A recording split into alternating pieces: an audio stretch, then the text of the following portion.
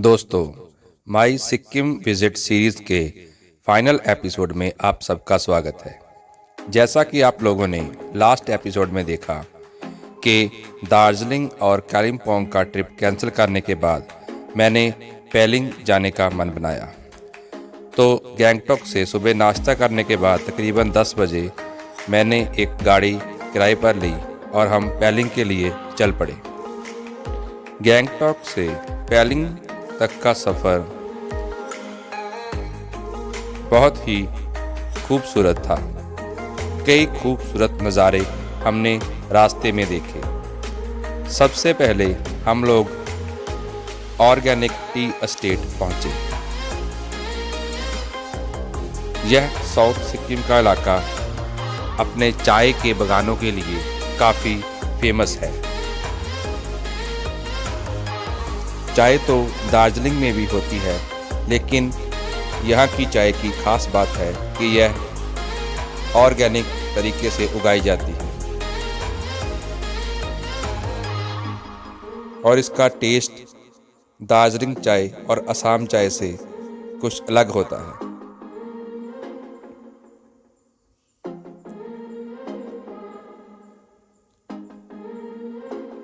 रास्ते में एक जगह जब हमारी गाड़ी का टायर पंक्चर हो गया तो हम लोग नज़दीक ही एक चाय के बाग में टहलने के लिए चल पड़े।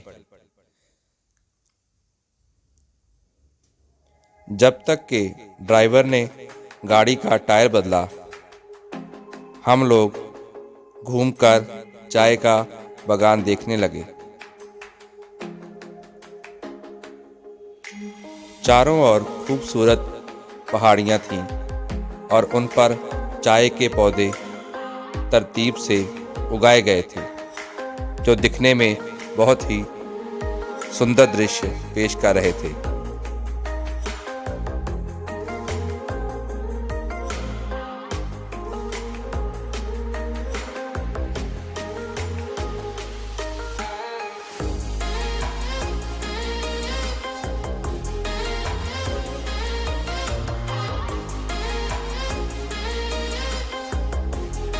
साउथ सिक्किम डिस्ट्रिक्ट भी काफ़ी खूबसूरत है।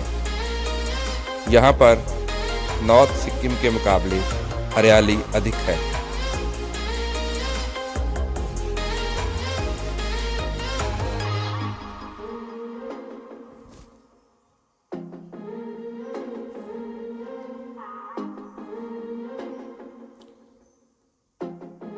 अब हम तामी टी एस्टेट की तरफ बढ़ रहे थे।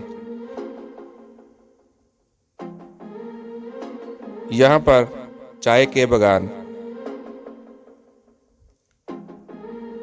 प्राइवेट कंपनीज की तरफ से उगाए जाते हैं। यह तामी टी एस्टेट काफ़ी फेमस थी।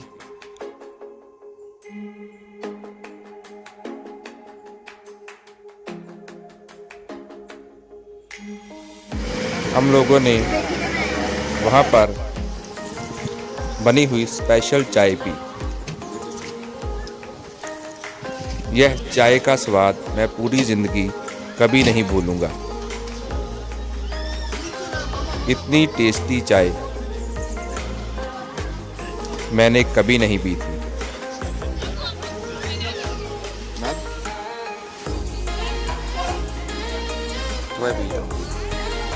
मैंने बच्चों को भी चाय पिलाई, उन्हें भी ये बहुत पसंद आई।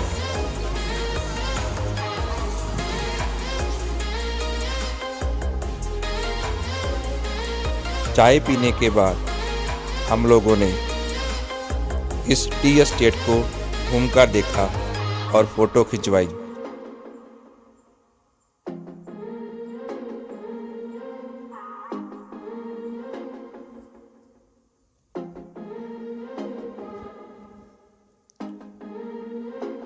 वहाँ पर चाय के पैकेट सैलानी खरीद कर ले जा रहे थे।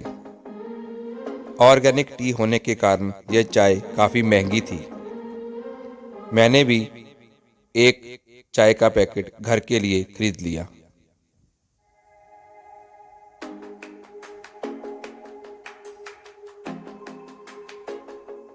हमारा अगला डेस्टिनेशन बुद्धा पार्क था, जो कि रवांगला गांव में था। लेकिन तकरीबन हमें बुद्धा पार्क पहुंचते पहुंचते 3:30 बज गए थे और 4 बजे यह पार्क सैलानियों के लिए बंद कर दिया जाता है।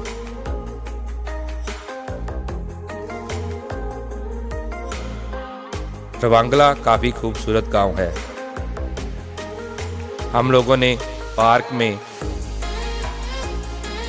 एंट्री नहीं की और एंट्री पॉइंट से ही हम लोगों ने पार्क को दूर से देखा। महात्मा बुद्ध की बहुत ऊंची एक स्टैचू पार्क के सेंटर में बनी थी।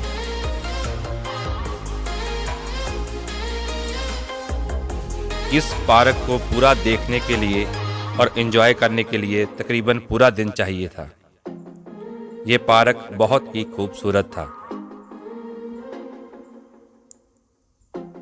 हमारे पास समय कम था क्योंकि हमें पैलिंग भी पहुंचना था। वैसे भी यह पार्क 4 बजे के बाद बंद होने वाला था। हम लोगों ने थोड़ा समय इस पार्क में बिताया और फिर अपने सफ़र को जारी रखते हुए आगे की ओर चल पड़े।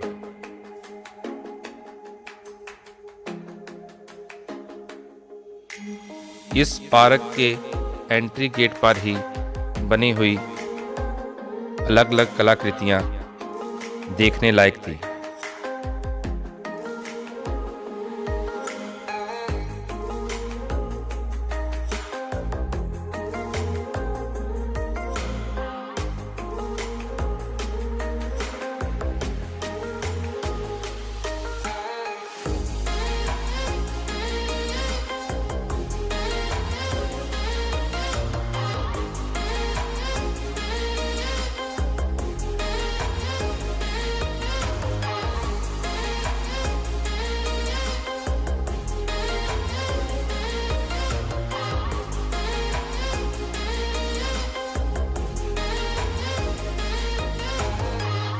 अब हमारा अगला डेस्टिनेशन आ गया था, जो कि था 4 धाम टेम्पल,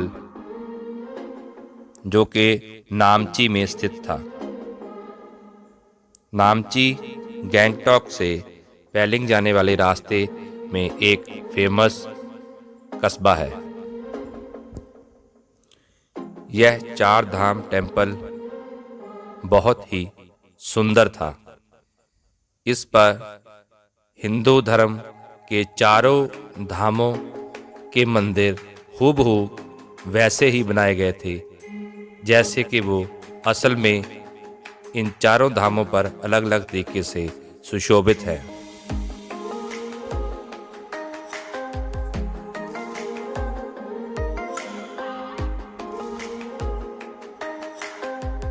हर एक मंदिर में बनाई गई कलाकृतियां देखने लायक थी। यह मंदिर बहुत बड़े क्षेत्र में फैला हुआ था।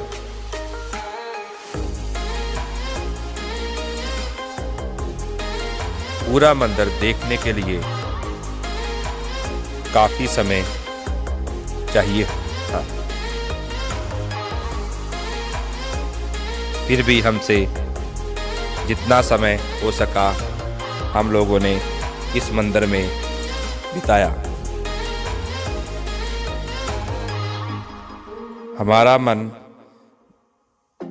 यहाँ से जाने को नहीं हो रहा था, लेकिन हमें पैलिंग पहुँचना था। हम लोगों ने फिर भी मंदिर को घूमकर देखा।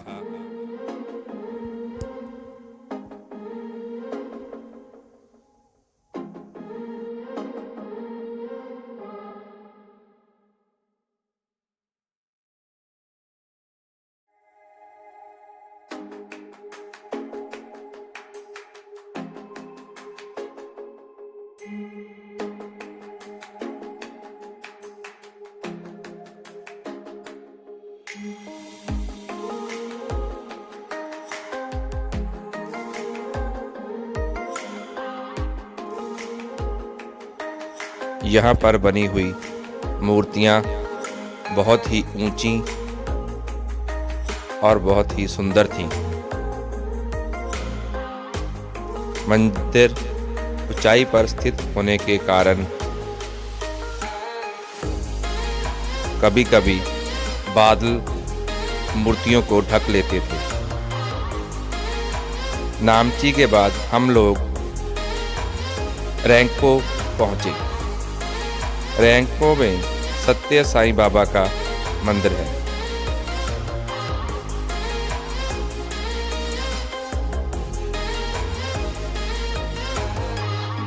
मंदिर बहुत ही सुंदर था। ऐसे लग रहा था जैसे पूरा मंदिर स्वर्ण से बनाया गया हो।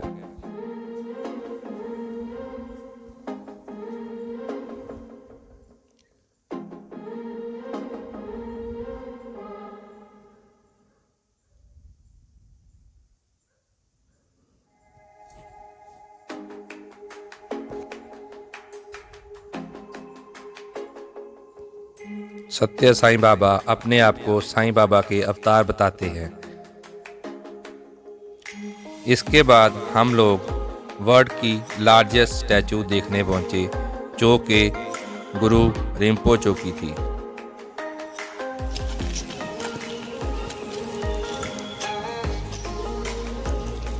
यह स्टैचू एक पवित्र पहाड़ी की चोटी पर बनाई गई थी। इस पूरी पहाड़ी को बौद्ध लोग पवित्र मानते हैं।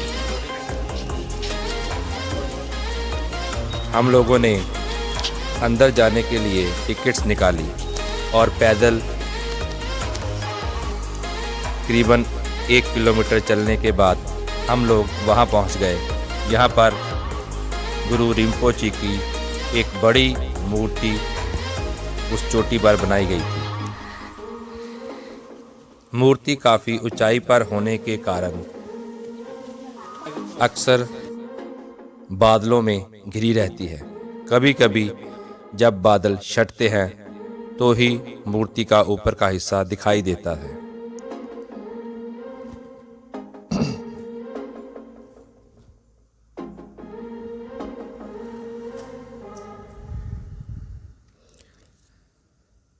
अब हमें अंधेरा हो चला था और काफ़ी अंधेरे हुए हम पैलिंग गांव पहुंचे।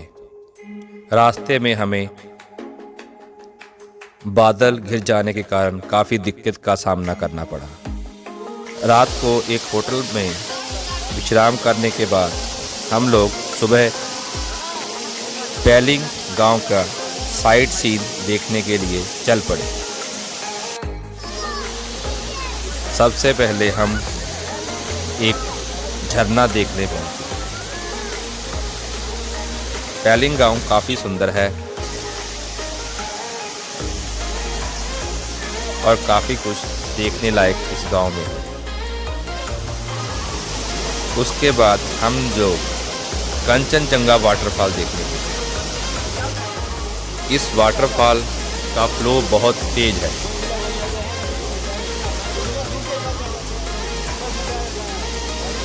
पानी इतनी तेजी से नीचे गिरता है कि देखकर डर लगता है। काफ़ी लोग चट्टानों को पार करते हुए वाटरफॉल के नज़दीक पहुंच गए थे।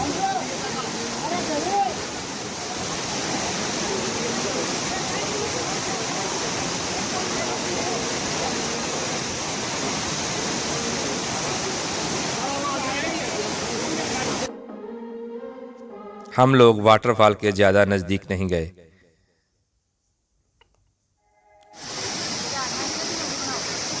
वहीं पर नीचे एडवेंचर जोन भी बना हुआ था। जैसे कि बच्चों ने गैंगटॉक में रोपवे का मज़ा लिया था, यहाँ भी उन्होंने एडवेंचर जोन पे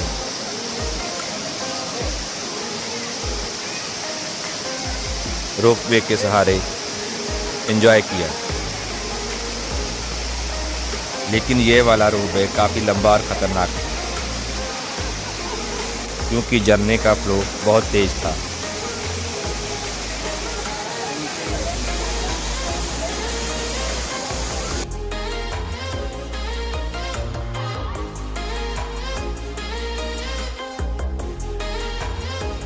झरना देखने के बाद और एडवेंचर जोन में बच्चों ने मस्ती करने के बाद अब हमें भूख लग रही थी।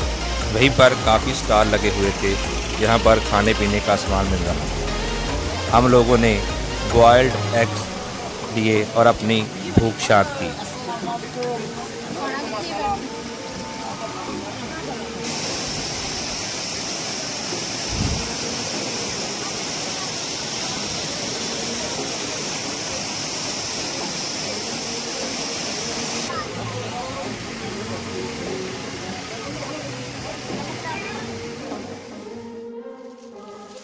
इसके बाद हम लोग बोटेनिकल गार्डन देखने के लिए पहुंच गए।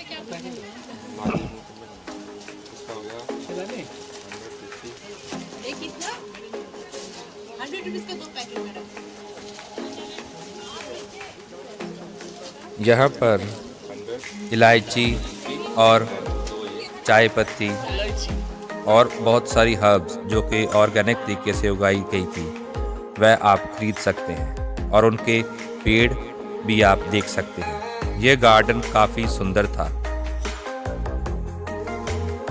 हम लोगों ने पूरा गार्डन घूमकर देखा। वहाँ पर विश्राम करने के लिए ऐसे हट्स जगह जगह बनाए गए थे।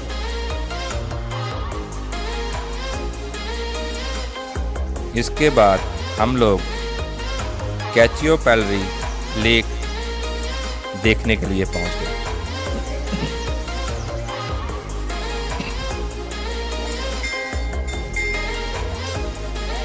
इस लेक को बौद्ध धर्म के लोग पवित्र लेक कहते हैं। यह लेक देखने के लिए हमें तकरीबन 1.5 से 2 किलोमीटर पैदल चलकर इस लेक पर पहुंचना पड़ा।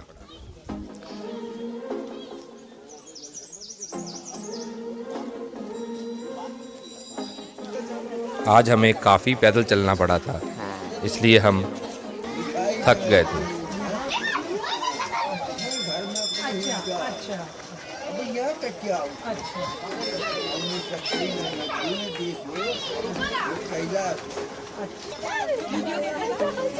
लेक तक पहुंचने के लिए रास्ता बना था और जब हम रास्ते को पार करके लेक पर पहुंचे तो हमें देखकर काफ़ी अच्छा लगा कि पूरी लेक मछलियों से भरी हुई थी। इतनी मछलियाँ और इतनी सुंदर मछलियाँ देखकर बच्चे खुश हो गए।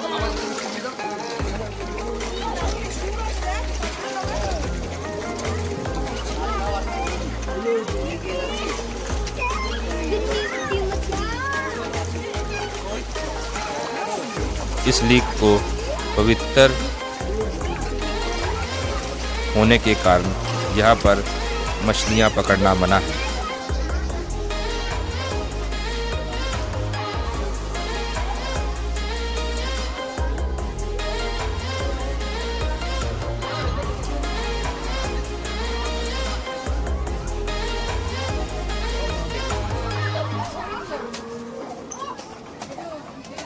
लेक देखने के बाद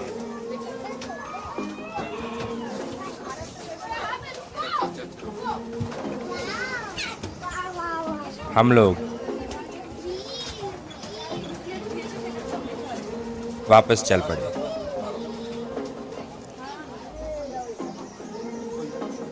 आज ही हमें सिलीगुड़ी पहुंचना था। सिलीगुड़ी पहुंचकर मुझे तकरीबन 1 दिन सिलीगुड़ी रुकना था क्योंकि मेरी ट्रेन नेक्स्ट डे की थी। दार्जिलिंग का सफ़र कैंसिल हो जाने के कारण मेरे पास एक्स्ट्रा दिन बच गया था।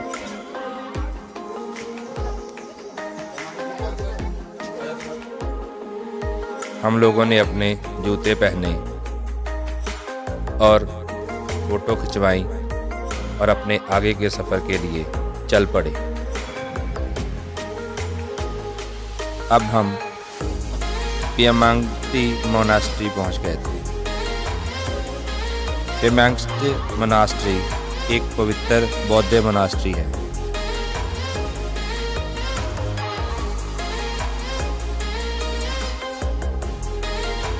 मोनास्ट्री देखने के बाद हम लोग रैबडेंक्स बर्ड पार्क पहुंच गए। यह पार्क अभी निर्माण अधीन था।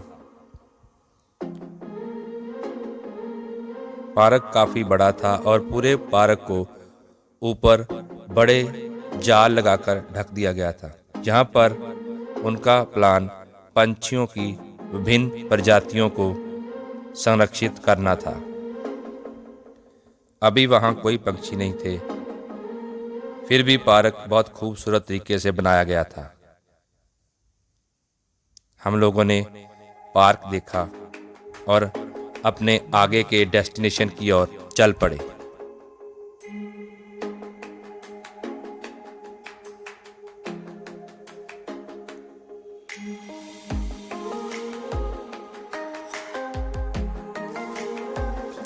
हमारा नेक्स्ट डेस्टिनेशन एक मोनास्ट्री थी, जो कि सेंगचौलिंग मोनास्ट्री के नाम से मशहूर थी। यह काफ़ी ओल्ड मोनास्ट्री थी और यहाँ पर फ़ोटो खींचना मना था। यहाँ पर एक अंदर संग्रहालय बनाया गया था, जिसमें कि आप सिक्किम के पुराने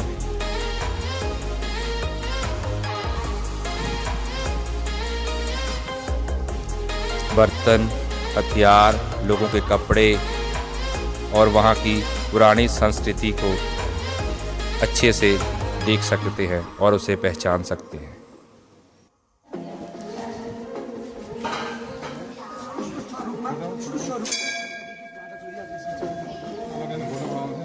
मोनास्ट्री में ही एक बड़ा धर्म चक्कर था। हमने उसे घुमाया और अपने अगले सफ़र के लिए चल पड़े।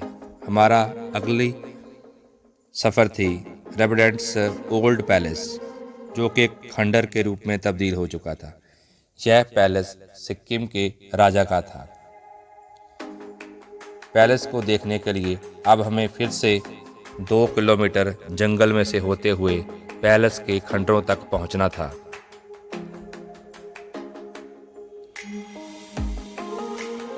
जब सिक्किम को भारत में मिलाया गया था, तो इसी पैलेस में भारतीय आर्मी ने अटैक किया था और रॉयल्स गार्ड्स को बंदी बनाकर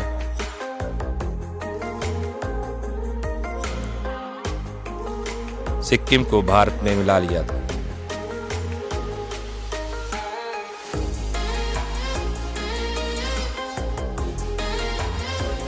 सिक्किम के राजा का यह महल अब खंडरों में तब्दील हो चुका था, लेकिन फिर भी सैलानियों के देखने के लिए इस महल के अवशेषों को खास तरीके से संभाल कर रखा गया था। महल काफ़ी ऊंचाई पर स्थित था, इसलिए कभी कभी जब बादल आ जाते थे तो चारों तरफ कुछ भी दिखाई नहीं देता था।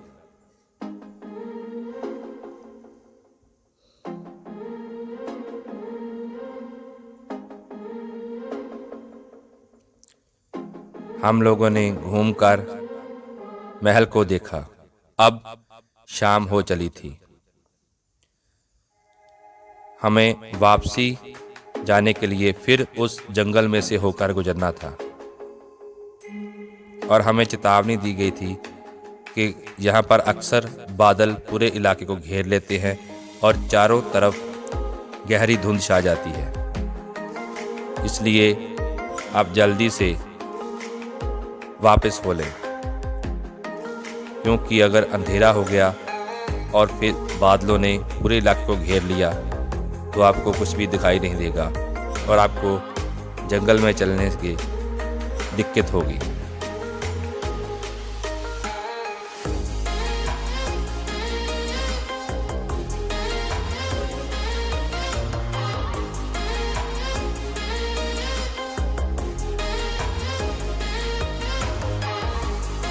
हम लोगों ने महल देखने के बाद जंगल को पार किया।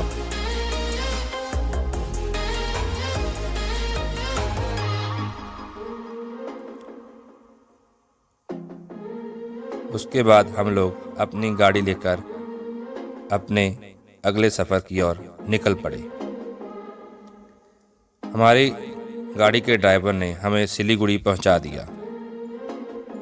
सिलीगुड़ी मुझे कुछ नहीं करना था, क्योंकि वेस्ट बंगाल का बाकी एरिया तो बंद था, सिलीगुड़ी सुरक्षित था। मुझे केवल एक रात बितानी थी और एक रात बिताने के बाद अगले दिन मैं वापसी के लिए चल पड़ा।